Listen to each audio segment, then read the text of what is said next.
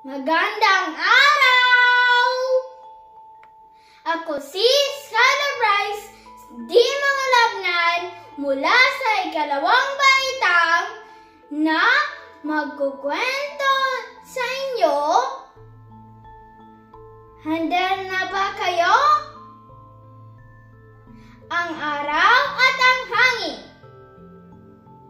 Sino kaya ay mas malakas? Ang araw o ang hangin?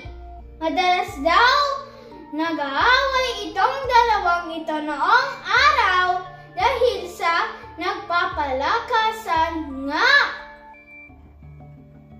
Isang araw, sinabi ng hangin, "O gusto mo ba talagang patunayan ako mas malakas kaysa iyo?" Ngumiti ang araw. "Sige, para hindi ka laging nagyayabang. Tingnan natin." Hayun! May lalaking dumating. Kung sino sa ating dalawa ang makakapag-alis ng suot ng polo, siya ang kikilalaning mas malakas. Payag ako! Ngayon din, magkakasubukan tayo!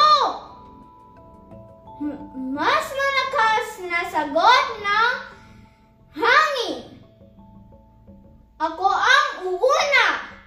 Dugtong pa niya dahil ayaw niyang maging pangalawa sa anumang labanan. Sinimulan niyang hipan ang naglalakad na lalaki. Sa umpisa ay tila nagustuhan ng tao ang hihip ng hangin, kaya naging masigla at bumilis ang lakad nito. Nilakasan ng hangin ang paghihip. Isinara ng lahat ng botones hanggang sa leeg ng kanyang polo.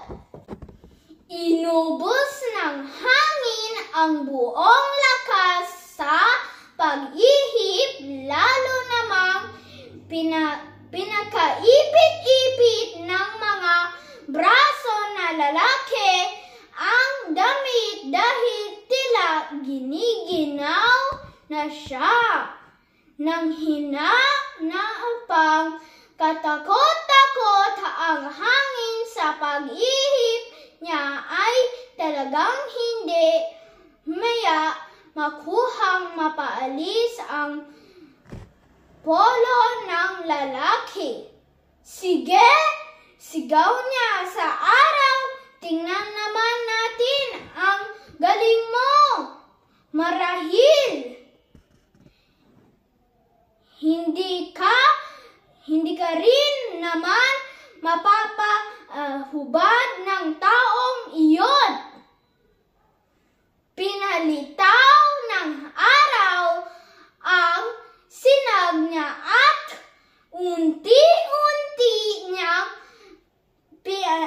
pinainit ito. Tumulo ang pawis ng lalaki, dinagdagan pa ng araw ang init na inilakasan niya at ang lalaki ay nagkaalas ng mga ilang botones sa baro.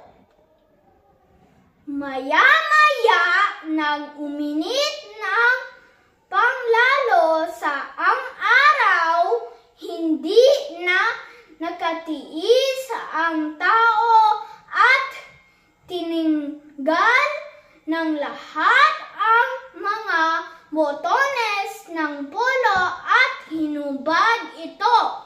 Panalo ang araw! Mula noon, di na nagyabang uli ang hangin. Tandaan, kailangan natin maging mapagpakumbaba sa lahat ng oras. Bye-bye!